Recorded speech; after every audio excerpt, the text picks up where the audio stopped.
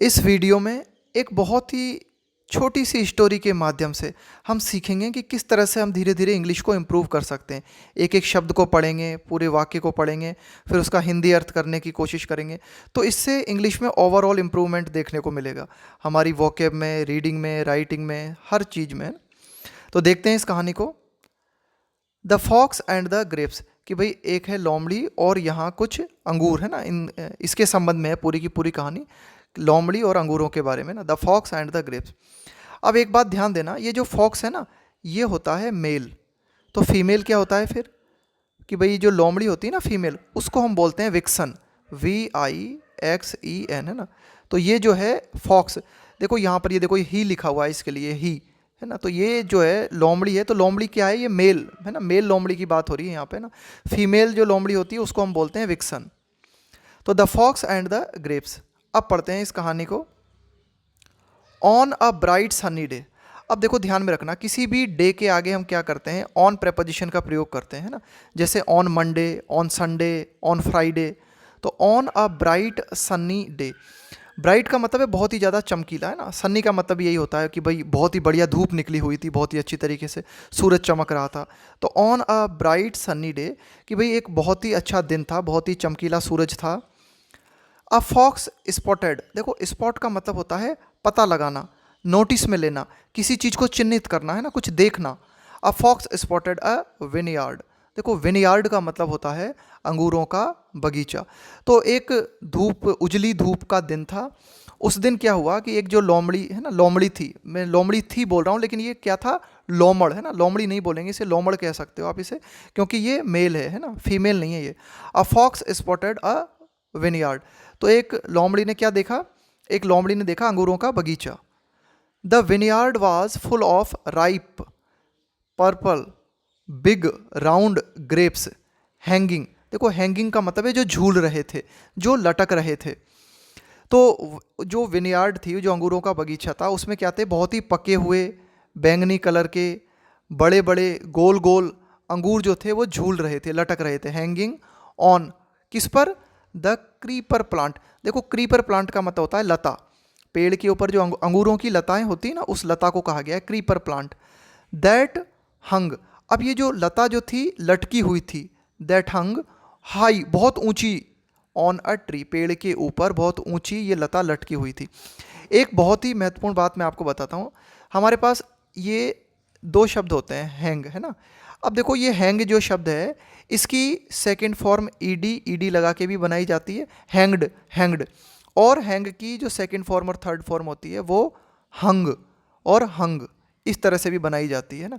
तो याद रखना कि भाई ये जो हैंग शब्द है, इसको आप ईडी लगा के भी बनाते हो, हैंग्ड हैंग्ड, और हैंग का सेकंड फॉर्म और थर्ड फॉर्म हंग हंग भी होता है। तो ईडी कब लगाते हैं हम, कब बोलते हैं हैंग्ड, सिर्फ एक परिस्थिति में, जब आदमी को फांसी पे लटकाया जाता है, तो उस दौरान हम प्रयोग करते हैं हैंग्ड शब्द का, HANGED। बहुत ही महत्वपूर्ण ग्रामर का कॉन्सेप्ट है ये, बहुत ज़्यादा एग्जाम्स में पूछा जाता है, बहुत ही ज़्यादा। तो जब भी व्यक्ति को फांसी दी जाती है, उसको रस्सी के माध्यम से लटकाया जाता है, तब हम प्रयोग करते हैं हैंग्ड। अगर वर्ब की सेकंड फॉर्म या थर्ड फॉर्म का यूज़ करना हो, तब हम क्या करते हैं, हैंग्ड। इसके अलावा किसी भी चीज़ को लटकाया जाता है, जैसे आप कपड़े को खूंटी पे लटकाते हो, या फिर किसी इमेज को या फिर किसी चित्र को दीवार पे लटकाते हो, है ना। मतलब किसी भी चीज़ को लटकाते हो, है ना, रस्सी से बांध के कोई चीज़, बाल्टी को नीचे लटकाते हो, तो उसको सबके लिए क्या आएगा, उसके लिए आएगा, अगर सेकंड फॉर्म या थर्ड फॉर्म का इस्तेमाल करना है तो हंग लगाते हैं। अब यहाँ पे क्या है, कोई व्यक्ति तो लटक नहीं रहा, अंगूर की लता जो है वो लटक रही थी पेड़ से नीचे, तो उसके लिए हमने क्या प्रयोग किया है, शब्द हंग, कि भाई अंगूर की लता जो है लटकी हुई थी, है ना। That hung high on a tree, है ना। तो बहुत इंपॉर्टेंट है, ध्यान में रखना कि जब व्यक्ति को फांसी लगा के लटकाया जाता है, सिर्फ उस कंडीशन में हम हैंग्ड का प्रयोग करते हैं। अन्यथा किसी भी वस्तु को लटकाना हो या कोई अन्य चीज़ को लटकाना हो, तब उसके लिए हम यूज़ करते हैं हंग का, है ना, सेकेंड फॉर्म या थर्ड फॉर्म यूज़ करनी हो तो कुल मिला के आप कह सकते हो कि भाई अंगूर की जो लता है वह बहुत ऊंची थी, है ना। द फॉक्स गॉट हंग्री, कि भाई ये जो लोमड़ था, है ना, कि भाई लोमड़ी बोल रहे हैं हम यहाँ पर, है ना, कि भाई लोमड़ी का ही हम यूज़ करते हैं ज़्यादातर, लेकिन ध्यान में रखना ये मेल लोमड़ी है ना, लोमड़ है ये। The fox got hungry just at looking at these grapes, देखो हम प्रयोग करते हैं लुक एट, बोलते हैं ना वो मेरी तरफ देख रहा था, he was looking at me, है ना, इस तरह से नहीं बोलते he was looking on me, on का प्रयोग नहीं करते हैं ना। जब हम क्या करते हैं किसी की तरफ देखते हैं ना इस तरह से, तो उसके लिए हम लगाते हैं लुक एट। तो द फॉक्स गॉट हंग्री, तो वो जो अंगूर की आप कह सकते हो गुच्छे लटके हुए थे उनको देख के लोमड़ी जो है वह और भी ज़्यादा मतलब उसकी भूख बढ़ गई। At looking at these grapes, इन अंगूरों की ओर देखते हुए उसकी भूख और ज़्यादा बढ़ गई, वो और ज़्यादा भूखी हो गई। दीज आर सो बिग, अब ये जो लोमड़ी है अपने आप से बोल रही है कि ये इतने बड़े हैं, बैंगनी हैं, एंड जूसी, और इनमें बहुत ही ज़्यादा जूस भरा हुआ है, बहुत ही ज़्यादा रसीले हैं। I am sure they must be really sweet to eat, I am sure, तो लोमड़ी अपने मन में सोच रही है कि यार ये बिल्कुल पक्का है, मस्ट बी कि जरूर होना ही चाहिए, है ना, वे जरूर होंगे। देखो मस्ट का प्रयोग, इस मस्ट मॉडल का प्रयोग हम इसके कई यूज़ हैं, उनमें से एक यूज़ है जब आप लॉजिक लगाते हो दिमाग लगा के और कोई कंक्लूज़न पे पहुंचते हो, कोई नतीजे पे पहुंचते हो, तब भी आप मस्ट का प्रयोग करते हो। तो लोमड़ी अपने मन में क्या सोचती है कि ये पक्के में मीठे होंगे यार, इतने बड़े बड़े हैं, पर्पल हैं, जूसी हैं, तो I am sure they must be really sweet to eat, खाने में बड़े टेस्टी लगेंगे ये पक्का। तो ये क्या हुआ, ये हुआ इसका लॉजिकल कंक्लूजन, है ना, अपने दिमाग से इसने सोचा और निष्कर्ष निकाला, इसलिए यहाँ पे हमने मस्ट का प्रयोग किया। ही थॉट टू हिमसेल्फ, इस लोमड़ ने अपने मन में सोचा, है ना। तो मैं बार बार लोमड़ी बोल दे रहा हूँ, आपको ध्यान में रखना है ना कि ये लोम है ना, कि भाई ये जो मेल है, ये लोमड़ी है ना, ये मेल है, ही है ये, है ना। और फीमेल लोमड़ी के लिए हम प्रयोग करते हैं vixen, VIXEN। He thought to himself, तो इस लोमड़ ने अपने मन में सोचा कि नहीं ये तो वास्तव में बड़े जूसी होंगे। The fox jumped to catch a bunch of grapes, तो ये जो लोमड़ था इसने छलांग लगाई, जंप, कूदा, to catch a bunch of grapes, है ना, कि भाई अंगूरों का जो गुच्छा था उसको पकड़ने के लिए इस लोमड़ ने क्या किया, जंप लगाई, है ना, कूदी ये लोमड़ी, बट फेल्ड, लेकिन फेल हो गई, है ना। ही ट्राइड अगेन, एक बार फिर से उसने कोशिश की, but he could not reach near them, लेकिन वह लोमड़ी जो है उन अंगूरों के गुच्छे के पास में न पहुंच सकी। He ran back and forth, देखो बैक का मतलब है पीछे, फोर्थ का मतलब है आगे। To build up, build up का मतलब होता है यहाँ पे निर्मित करना, स्पीड, अपनी स्पीड को निर्मित करने के लिए। भाई जैसे क्रिकेट में बॉलर जो है भाग के आता है ना बॉलिंग करने के लिए, अपनी स्पीड को बढ़ाने के लिए, तो इसी तरह से इस लोमड़ी ने क्या किया, लोमड़ी जो है ये आगे पीछे हुई अपनी स्पीड को बढ़ाने के लिए, to build up speed.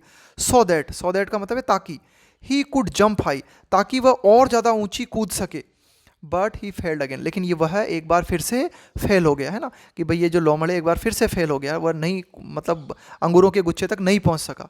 At last का मतलब होता है फाइनली, कि अंततः क्या हुआ, फाइनल नतीजा क्या निकला, एट लास्ट फाइनली क्या हुआ। ही गेव अप, देखो गिव अप ये क्या है, फ्रेजल वर्ब है, ये ना, जैसे ये बिल्ड अप है ना, कि भाई आप क्या करते हो, एक वर्ब के साथ में कोई प्रेपोजिशन लगा दिया, गिव अप का मतलब होता है हार मान लेना। एट लास्ट फाइनली इस लोमड़ ने क्या किया, he gave up after getting annoyed, देखो गेट अनॉयड का मतलब है चिढ़ जाना, है ना, बहुत ही ज़्यादा गुस्से में आ जाना, बहुत ही ज़्यादा परेशान हो जाना।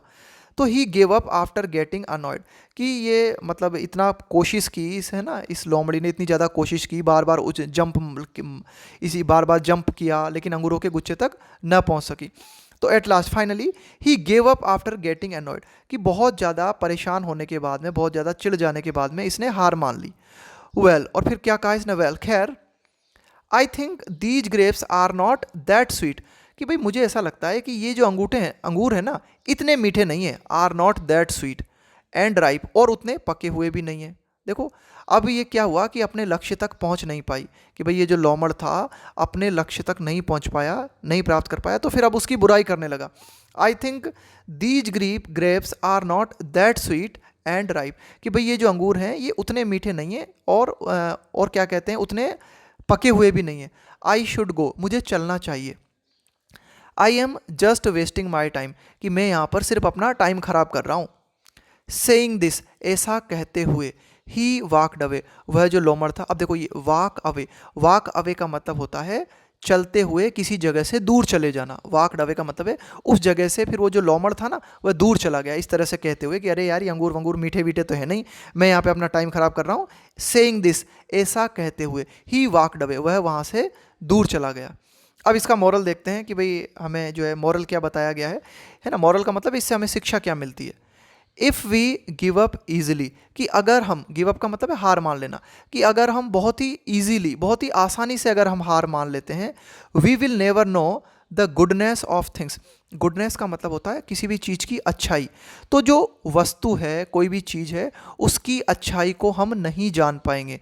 कुल मिला के अगर कोई भी चीज़ है उसे हम टेस्ट करना चाहते हैं, किसी भी चीज़ का हम स्वाद लेना चाहते हैं, तो हमें आसानी से हार नहीं मानना चाहिए, है ना।